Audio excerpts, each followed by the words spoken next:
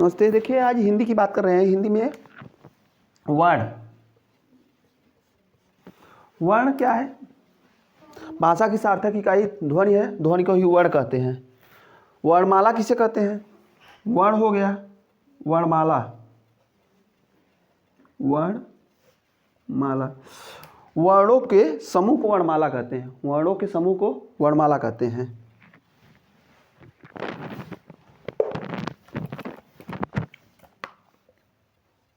हिंदी दिवस 14 सितंबर, 14 सितंबर, 14 सितंबर को हिंदी दिवस मनाया जाता है। तो यहाँ वर्णमाला की बात हो रही है, तो वर्णमाला में मेन रूप से ये बात हो रहा है कि कुल कितने वर्ण होते हैं। तो उच्चारण की दृष्टि से, किसके दृष्टि से? उच्चारण, उच्चारण की दृष्टि से स्वर, व्यंजन। उच्चारण की दृष्टि से स्वर 10, व्यंजन 35। स्वर 10 और व्यंजन 35। लेखन की दृष्टि से, लेखन की दृष्टि से ये जो है स्वर जो होगा वो 13 होगा और व्यंजन कितना हो जाएगा? 39। और कुल कितने हो जाएंगे? 52। और इसमें कितना हो जाएगा? 45। ये जानना बहुत ज़रूरी है। तो लेखन की दृष्टि से 52, उच्चारण की दृष्टि से 45।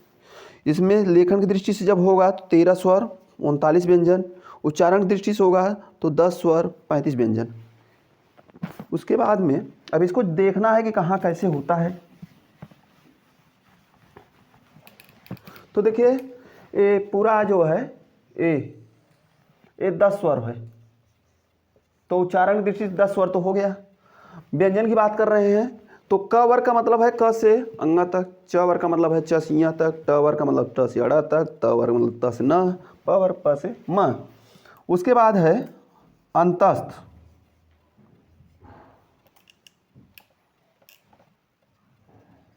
अंतस्थ जो स्वर और बीच के स्वर और व्यंजन के बीच का है। य, र, ल और व, यह है अंतस्थ 4। ऊष्म, ऊष्म स, तलवी स, मूर्धन्य स, दंती स, ह। ठीक, इसको यहाँ रखते हैं। दंती से यहाँ होगा मूर्धन्य से। तो यह हो गया कि उच्चारण की दृष्टि से हो गया 25, 5 5 10 5 15 5 20 50 25 25 8 33, 33 और 2 उच्छिप्त, उच्छिप्त कौन कौन है? अड़, अढ़, 35 हो गया। किसके दृष्टि से? क्योंकि यहाँ पर देखिए ये हो जाएगा 25 8 33 2 35 और 10 45। अब हम लोग चलेंगे किसके पास में? संयुक्त व्यंजन। ये बहुत इंपॉर्टेंट है, क्वेश्चन में बहुत पूछा जाता है। संयुक्त व्यंजन, संयुक्त व्यंजन। संयुक्त व्यंजन 4 हैं। कौन कौन है? छ, त्र, ज्ञ और स्र। ये नहीं पूछता है संयुक्त व्यंजन, ये जानते रहिए कितने हैं, 4 हैं, लेकिन ये पूछ लेता है कि कौन संयुक्त व्यंजन किससे मिलके बना हुआ है। जैसे ये छ जो है ये आधा क और मूर्धन्य स से मिलके बना हुआ है छ। ये जो त्र है, त्र ये त और र से। ज्ञ जो है वह ज और इ से मिलकर बना है। और जो स्र है, स्र स और र से, ये स्र है। तो कितना हो जाएगा? 35 थे, 35 और 4 39 हो गए, 39। और इसमें क्या बढ़ेगा? इसमें यहाँ री बढ़ जाएगा, री कह लीजिए यहाँ से री अंग अह। 3 हो गए तो 13 हो जाएगा, 13 स्वर हो जाएगा। और ये देखिए 25 25 हो गया, 25 8 33, 33 और 4 हो जाएगा, 33 4 37 और 2 ये उच्छित 39, 39 और टोटल जोड़ेंगे तो ये हो जाएगा 52। इस तरह से हिंदी वर्णमाला में कहा जाएगा कुल कितने हो गए 52। थोड़ा सा इसमें ये जानना जरूरी है कि इसको जो उच्चारण करते हैं वो कहाँ होता है। कंठ, क वर्ग का उच्चारण स्थान कंठ है, च वर्ग का उच्चारण स्थान तालु, और ट वर्ग का उच्चारण स्थान जो है मूर्धा, मूर्धा है, क्या है मूर्धा है। और त वर्ग का है दंत, और प वर्ग का है ओष्ठ। ठीक, हमारा ये टॉपिक है, इसका मतलब है इसको समझ थोड़ा सा याद करने का। याद कैसे करेंगे ये भी जानते रहिएगा। थोड़ा सा पहले जान लीजिए कि जो कंठ है तो कंठ का मतलब यहाँ से क ऐसे बोलते हैं ख, और जो च वर्ग है च वर्ग तो ताल, ताल का मतलब है कि जो जीभ है वह जाके पीछे लड़ेगी। कहाँ लड़ेगी? लड़ेगी पीछे। जैसे मान लीजिए ये जीभ है इस तरह से, तो इसमें च इसमें जाके यहाँ पीछे लड़ेगी। अगर और ट वर्ग जो है मूर्धा, मूर्धा में वही जीभ जाके आगे लड़ेगी। जो छत है जीभ मतलब ऊपर जो छत है, छत में जाके आगे लड़ेगी तो मूर्धा होगा, और पीछे लड़ेगी तो वही जाके तालु होगा। त वर्ग दंत से दांत से बोला जाता है त। प वर्ग ओष्ठ से बोला जाता है ओष्ठ, प इसलिए ओष्ठ हो गया।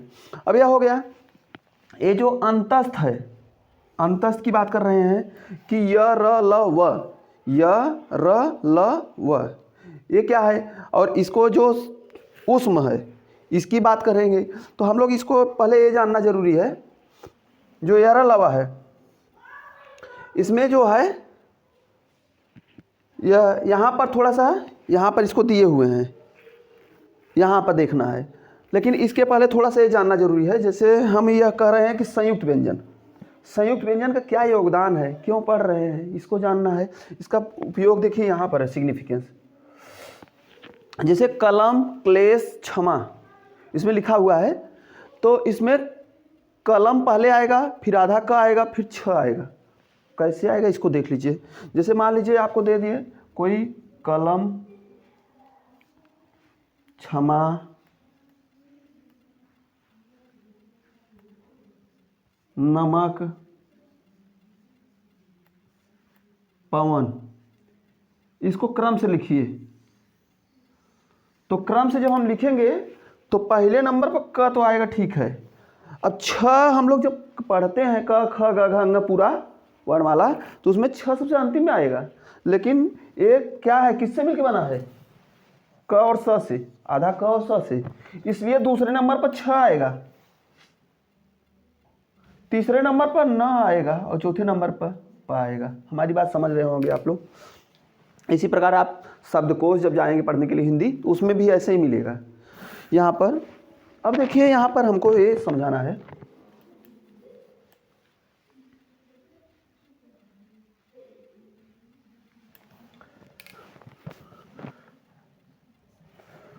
एक आता है कि प्राण के आधार पर इनका वर्गीकरण, प्राण के आधार पर वर्गीकरण।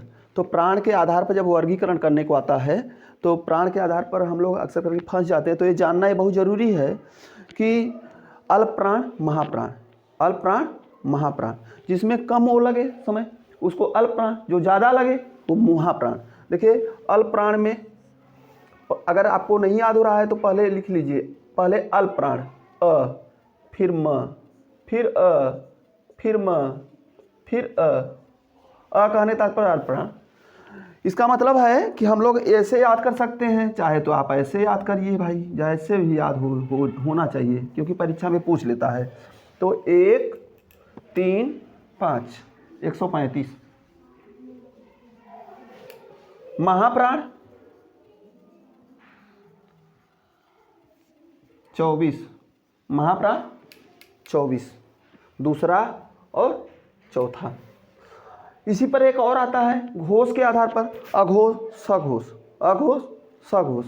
तो अघोष और सघोष की अगर बात करेंगे हम लोग तो उसमें भी जान लीजिए शुरू के 2 अघोष होते हैं और लास्ट के 3 सघोष होते हैं। शुरू के 2 अघोष, ये अघोष है। अघोष और सघोष की बात करेंगे तो यहाँ लिख सकते हैं अघोष 12, सघोष 345। 345 मतलब तीसरा, चौथा, पांचवा। अघोष सघोष की जब बात होगी तो इसमें ये जान लें कि अघोष सघोष की जब बात होगी तो ये शुरू के 2 अघोष हैं, ये पूरा है यहाँ से, ये अघोष है और इधर क्या है, सघोष है। ये सघोष है और ये अघोष है।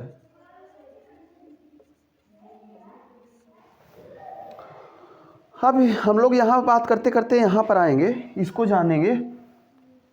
अच्छा, इसमें भी जानना है, इसमें कौन अल्प प्राण है, महाप्राण है, ये भी जान लीजिए।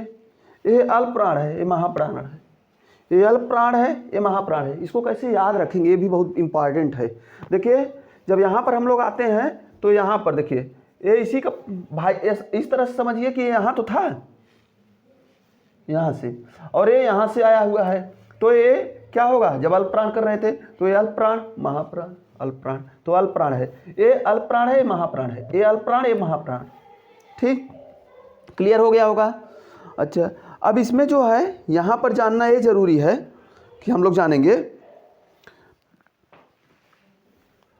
अब देखिए थोड़ा सा यहाँ पर हम लिखे हुए हैं, इसको जानना बहुत ज़रूरी है। इसका उच्चारण स्थान कैसे होता है ये भी जान लीजिए। तो इसको मिटा देते हैं,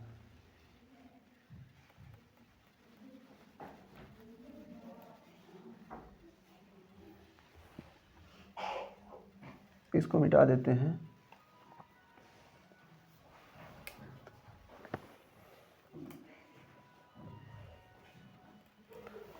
ये पूरा जो है इसको, ये पूरा अल्प प्राण है और ये पूरा महाप्राण है। ये पूरा अल्प प्राण है और ये पूरा महाप्राण है, ये भी जान लीजिए। ये पूरा अल्प प्राण और ये पूरा महाप्राण। अब इसमें अगर बात करेंगे तो ए, जो ए है यहाँ पर है य र ल व पूरा का पूरा है, जो य र ल व पूरा का पूरा है, यहाँ पर ये सघोष है। क्या है, सघोष। क्या है, सघोष है और इसको लिख सकते हैं अल्प प्राण है, अल्प प्राण है, सघोष भी है और अल्प प्राण है। लेकिन इसमें जो है ये पूरा, इसमें यहाँ से यहाँ तक तीनों स माने तलवी तालव्य स, दंती स, मूर्धन्य स, ये तीनों जो है यहाँ से अगर कहा जाए ये अघोष हैं।